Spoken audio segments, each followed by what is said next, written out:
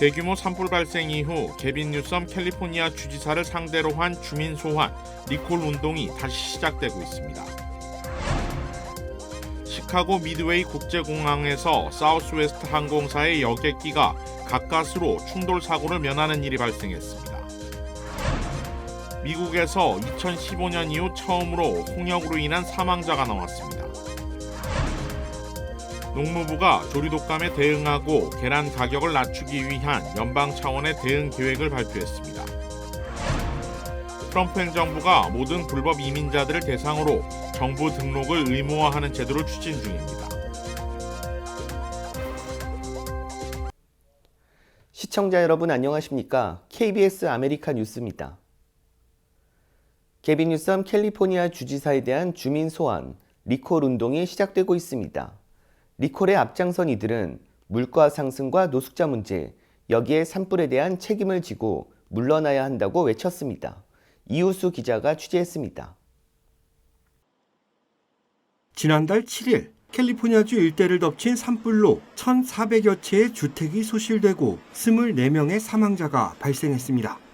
경제적 손실 추산금만 최대 1,500억 달러, 완전한 복구에는 오랜 시간이 걸릴 것으로 전망됩니다. 화마가 캘리포니아주를 집어삼킨 지 한 달이 넘었지만 지역 주민들의 뇌리 속에는 그날 밤이 잊혀지지 않고 있습니다. My wife and I fought the fire from like 5 in the morning till 10:30 when the sheriff came by and ordered me to leave or she would arrest me. And a couple hours later we watched our house burn down on the television. 피해는 지금 이 순간에도 이어지고 있습니다. 정부의 늑장 대응으로 복구에는 차도가 없는 상황입니다. Roof came down and we're trying to work on all of that. Thank God my brother's a general contractor, so he's helping me expedite everything as fast as he can. It's just hard, with the city and all that is very, very slow. 천문학적인 손실을 가져온 이번 산불에 대해 캘리포니아 주정부가 연방정부에 손을 내밀었습니다. 게빈 뉴섬 주지사는 연방의회에 400억 달러의 지원금을 호소했는데 백악관은 모든 원인이 주지사에게 있기 때문에 도움을 줄 수 없다는 입장을 내놨습니다. 게빈 뉴섬 캘리포니아 주지사를 소환하자는 집회가 오늘 산불 피해 지역 중 하나인 알타데나에서 펼쳐졌습니다. 산불 진화에 필요한 물 공급이 제대로 이루어지지 않은 것이 주된 문제로 지적됐습니다. 희귀종이라고 해가지고 그걸 살린다고 남쪽으로 물이 내려오면 송사리가 죽으니까 돈을 들여서 댐을 만들어서 물을 태평양으로 쏟아붓는 거예요. 그렇기 때문에 이번에 이 화재가 났을 때 소화전이 다 물이 말라 있고 그 이유가 물이 없어서 그런 게 아니라 물을 의도적으로 빼서 태평양으로 퍼붓기 때문에 그런 건데 높아진 물가 상승, 여전히 해결되지 않고 있는 노숙자 문제 역시 시민들의 분노를 샀습니다. 산불 피해자 중 하나인 헐리우드 배우 멜 깁슨 역시 오늘 집회에 연사로 초청됐습니다. 그는 상식을 넘는 물가 상승으로 LA에서 촬영되고 있는 영화가 줄었고 관련 산업들이 지역을 떠나고 있다고 경고했습니다. This used to be the mecca of filmdom. It is no more. And the tech industries have taken off, and many business and industries, they just left. They blew out of town because he's made it untenable for people to make a living here. That's correct. I had a job where I had to film down the street in LA, one day filming. It was cheaper for me to fly the entire crew to Bulgaria, feed them, house them for 3 days, shoot, come back. That was more cost effective. 캘리포니아주 역사상 최악의 산불로 기록된 이번 화재로 물가 상승과 노숙자 문제, 세금에 관련된 시민들의 불만이 요동치고 있습니다. 집회에 참석한 시민들은 캘리포니아주의 정상화를 위해 하루빨리 주민 소환이 필요한 상황이라고 입을 모았습니다. 산불이 발화한 지 한 달이 지났지만 현장은 아직도 당시에 급박했던 상황을 그대로 보여주고 있습니다. 산불 발화 원인을 두고 공화민주 양당의 의견도 첨예하게 갈리고 있습니다. 알타데나에서 KBS 뉴스 이우수입니다. 시카고 미드웨이 국제공항에서 사우스웨스트 항공사의 여객기가 착륙 과정에서 한 민간기와 충돌 직전 다시 솟구쳐 올라 가까스로 충돌 사고를 면하는 일이 발생했습니다. 에어웨이스 매거진이 기록해 소셜미디어 플랫폼 X에 올린 동영상에 따르면 사우스웨스트 항공기가 거의 착륙하려는 시점 불과 몇 미터 앞의 활주로에 자가용 제트기 한 대가 나타납니다. 사우스웨스트 여객기는 황급히 기술을 급상승시켜 충돌을 모면했습니다. 항공기 추적 사이트 플라이트 어웨어에 따르면 이 여객기는 공항 상공을 선회하다 약 10분 뒤에 다시 착륙했습니다. 미 연방항공청 FAA는 여객기 착륙 활주로에 진입한 자가용 제트기는 허가 없이 활주로에 진입한 것으로 확인했다고 매체들은 보도했습니다. 사우스웨스트 여객기는 어제 새벽에 네브라스카주를 떠나 시카고로 왔고 자가용기는 테네시주를 향해 출발하려던 참이었습니다. 사우스웨스트 항공사는 이번에 긴박한 사건 중에도 아무도 다친 사람은 없다고 발표했습니다. FAA는 이 사건에 대해 수사 중이라고 밝힌 가운데 최근 몇 주 사이 미국에서는 항공기 사고가 잇따라 발생해 탑승자들을 불안하게 하고 있습니다. 지난 1월 29일에는 워싱턴 DC의 공항에서 미군 헬기가 착륙 중이던 아메리칸 항공 여객기와 충돌해 67명이 사망했습니다. 1월 31일에는 필라델피아 북동부에서 구급용 헬기가 추락해 지상에 있던 1명 등 7명이 목숨을 잃었습니다. 2월 17일엔 델타 항공기가 캐나다 토론토 국제공항에서 착륙 중 기체가 뒤집혀 화염에 휩싸였고 2월 24일에는 애틀란타에서 콜롬비아로 향하던 델타 항공기가 이륙 후 10분 만에 조종사들이 객실 내 연기를 보고하면서 비상 착륙하는 등 항공사고가 잇따르고 있습니다. 미국에서 2015년 이후 처음으로 홍역에 따른 사망자가 나왔습니다. 공기로 전파되는 호흡기 감염병 홍역이 지난달부터 텍사스주에서 확산하고 있습니다. 주 경계를 넘어 뉴멕시코까지 퍼졌고 결국 이번 유행 첫 번째 사망자가 나왔습니다. 백신을 맞지 않은 어린이로만 알려졌는데 홍역 환자가 숨진 건 10년 만에 처음입니다. 이런 가운데 케네디 주니어 보건복지부 장관은 홍역에 따른 사망자가 1명 더 있다며 현재까지 2명이 사망했고 상황을 지켜보고 있다고 밝히며 입원 환자는 20명 정도로 주로 격리 목적으로 입원한 것이라고 설명했습니다. 한편 의료 전문가들은 코로나19 기간 백신에 대한 신뢰가 떨어지면서 접종률이 낮아진 점이 이번 유행에 영향을 준 것으로 보고 있습니다. 한편 홍역에 감염된 오렌지 카운티 유아가 2월 해외여행을 마치고 LA 국제공항을 통해 입국한 것으로 확인돼 LA 카운티 보건국은 어제 해당 항공편의 승객들에게 바이러스 노출 위험이 높아졌다고 경고했습니다. LA 카운티 보건국은 홍역 감염자가 지난 19일 대한항공을 타고 LA 국제공항에 도착했다며 19일 오후 1시부터 4시 사이 LA 국제공항 터미널 B에 있던 사람은 누구나 홍역에 걸릴 위험이 있을 수 있다고 밝혔습니다. 보건당국에 따르면 면역이 없는 사람들은 바이러스 노출 후 7일에서 21일 사이에 홍역에 걸릴 위험이 있습니다. 와플하우스에 이어 데니스도 계란이 포함된 메뉴에 일시적인 추가 요금을 부과하기로 했습니다. 데니스 측은 계란 메뉴 가격의 변동성을 최소화하기 위해 공급업체와 사전에 논의했지만 공급 부족으로 결국 가격을 인상하게 됐다고 전했습니다. 그러나 추가 요금은 와플하우스와 같이 모든 매장의 50센트로 동일한 것은 아니며 지역 매장들마다 다르고 일시적인 조치라고 데니스 측은 밝혔습니다. 최근 조류독감 확산으로 계란 생산이 크게 줄면서 농무부가 조류독감에 대응하고 계란 가격을 낮추기 위한 연방 차원의 대응 계획을 발표했습니다. 윤범수 기자가 보도합니다. 12개들이 한 더진에 평균 8달러에서 10달러, 20개들이 한 판이 20달러를 넘기도 합니다. 최근 주요 마켓들에서 판매되고 있는 계란 가격입니다. 한 더진에 3, 4달러 선이었던 몇 달 전과 비교하면 3배 가까이 비싸졌습니다. 계란이 아니고 금란, 라면에 계란을 넣는 것이 사치로 느껴지고 서민들의 식탁 메뉴가 바뀐다는 말이 실감나는 상황입니다. 브룩 롤린스 연방 농무부 장관은 오늘 조류독감 확산을 억제하고 치솟는 계란 가격 문제를 해결하기 위한 연방 차원의 계획을 발표했습니다. 우선적으로 5억 달러를 투입해 전국 모든 계란 농가에 대한 무료 생물 보안 검사를 제공하기로 했습니다. 검사는 앞서 150개 농장을 대상으로 시범적으로 실시한 결과 단 한 곳에서만 조류독감이 발견됐을 정도로 방역 효과가 입증됐다는 것이 농무부의 설명입니다. Mostly it comes from wildfowl that fly over or get into the barns. So USDA will be producing at no charge an audit to every single egg farmer in this country, and then we will help them secure their barns. 조류독감 확산 이후 줄어든 가금류 수를 빠르게 늘리기 위한 직접 지원도 확대합니다. 모두 4억 달러를 투입해 농장주들의 배상과 생산 확대를 지원하고 생산 속도를 저해했던 각종 규제도 없앤다는 계획입니다. 장기적으로는 지난 4년간 겹겹이 쌓인 각종 규제들을 철폐해 생산가 하락을 유도하겠다는 계획입니다.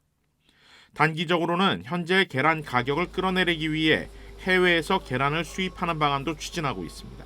We're talking to 3 or 4 countries right now about getting between 70 and 100 million eggs into the country in the next month or two, which of course will help with supply and demand. 마지막으로는 조류독감 백신과 치료제에 대한 연구에 투자하겠다는 계획입니다.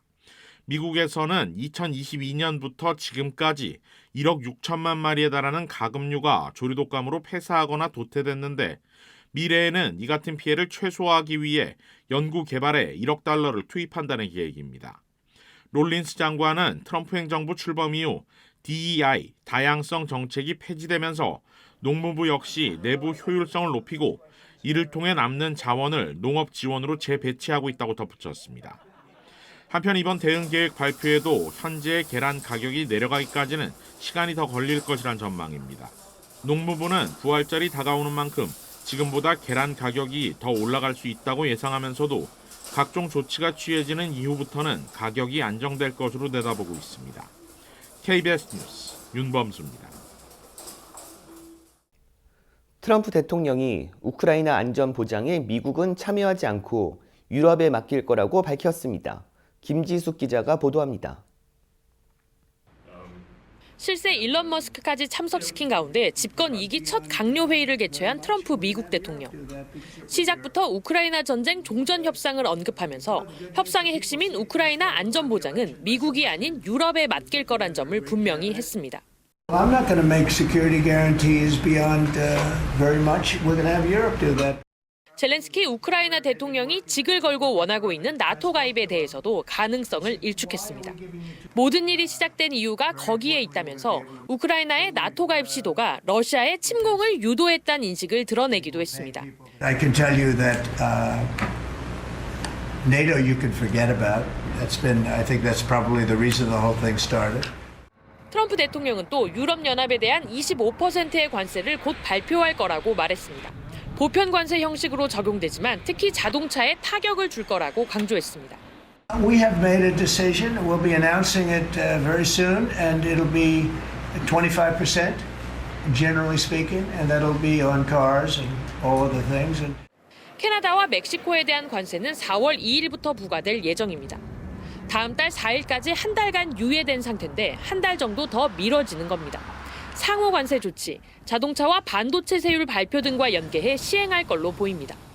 한편 트럼프 대통령은 중국이 침공하면 타이완을 지켜줄 거냐는 질문에 즉답을 피하면서 중국과의 친분을 강조하기도 했습니다. 트럼프식 힘을 통한 평화에 대한 우려가 더 커지는 지점입니다. 워싱턴에서 KBS 뉴스 김지숙입니다.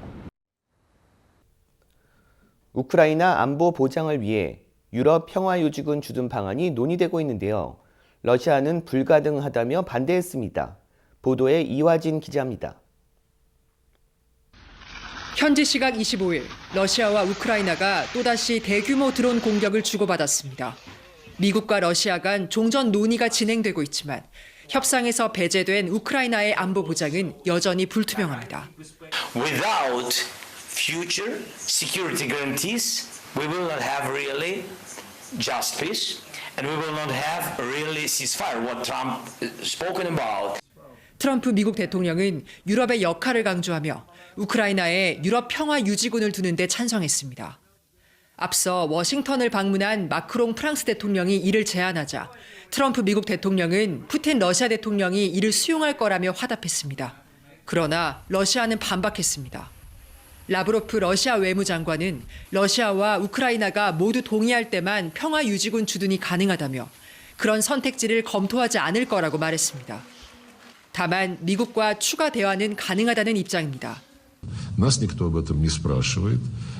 Подход этот, я считаю, который навязывается европейцами, прежде всего Францией, а также англичанами, он нацелен опять на то, о чем я вот только что упомянул, на то, чтобы конфликт разогревать и дальше. 이런 가운데 우크라이나 젤렌스키 대통령이 현지 시각 28일 미국을 방문합니다. 종전 논의와 함께 히토류 개발 등을 위한 광물 협정 체결이 주요 논의 대상입니다. President Zelensky is going to be coming on Friday. That's now confirmed, and we're going to be signing an agreement, which will be a very big agreement. 다만 트럼프 대통령이 미국의 군사 지원에 대해 아무것도 제공하지 않을 거라고 선을 긋고 있어 안보 보장 문제에 대한 합의는 쉽지 않아 보입니다. 파리에서 KBS 뉴스 이화진입니다. 트럼프 대통령이 국토안보부에 외국인은 정부에 등록해야 하는 의무를 준수하라고 지시했습니다. 자세한 소식을 KBTV 전상희 기자가 전합니다. 월스트리트저널이 입수한 행정부 문서에 따르면 14세 이상의 어린이를 포함한 불법 이민자들은 이민 및 국적법 262조에 따라 정부가 새로 개설하는 등록 시스템에 지문과 집 주소 등 개인정보를 제출해야 한다고 전했습니다. 이 시스템에 등록하지 않는 불법 이민자는 최대 $5,000의 벌금과 6개월의 징역형에 처할 수 있습니다. 외국인이 등록하고 지문을 찍기 위해 출석하면 국토안보부는 등록증을 발급하며 18세 이상의 외국인은 이 등록증을 항상 소지하고 보관해야 합니다.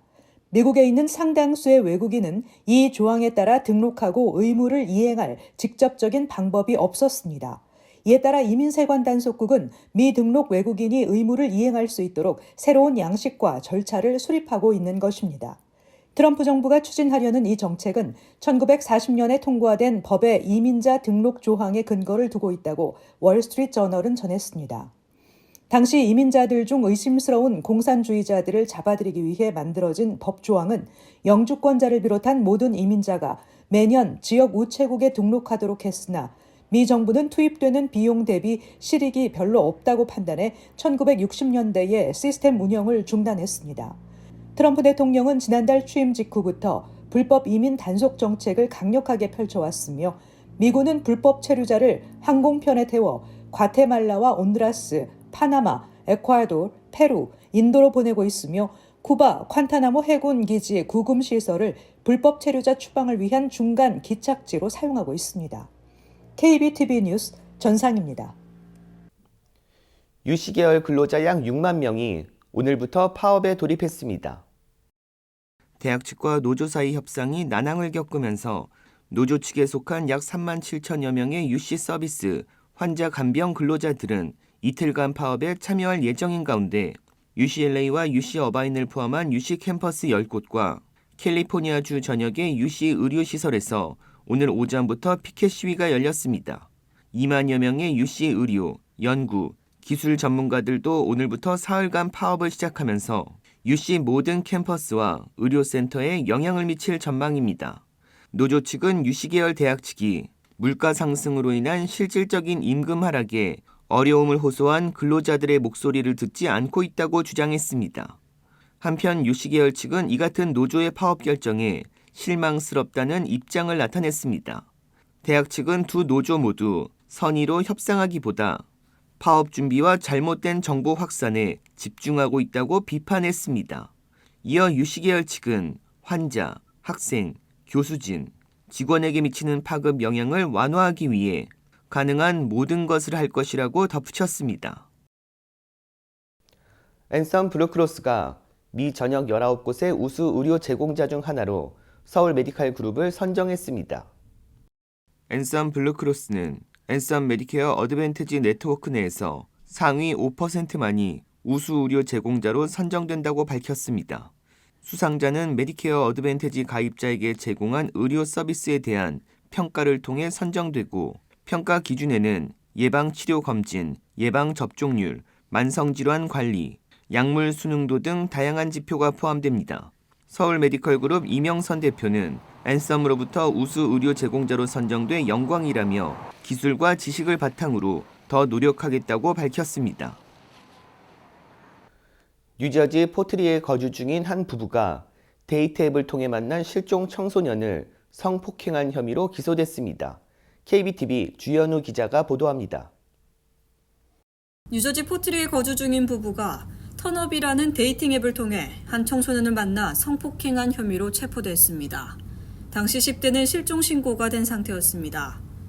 지난 일요일 뉴욕시 경찰국은 뉴욕시에서 실종 신고가 접수된 10대 청소년과 관련된 정보를 뉴저지 포트리 경찰서에 공유하며 현재 아동이 뉴저지 포트리에 있는 것으로 추정된다고 전했습니다.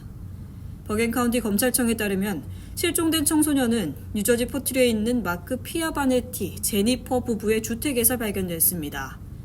58세 포트리 거주 용의자 남성은 지난 토요일과 일요일 사이 앱에서 알게 된 실종 청소년을 자신의 집으로 불러들여 마리화나를 제공하고 성폭행을 저지른 것으로 드러났습니다. 당시 용의자 아내 제니퍼 역시 같은 집에 있었던 것으로 확인됐습니다. 현재 성폭행을 저지른 마크 피오바네티는 2급 성폭행, 2급 아동학대 및 복지법 위반 혐의로 기소됐습니다. 성폭행범의 아내 제니퍼 피오바네티 역시 2급 아동복지법 위반 등의 혐의로 기소된 상태입니다. KBTV 뉴스 주연우입니다.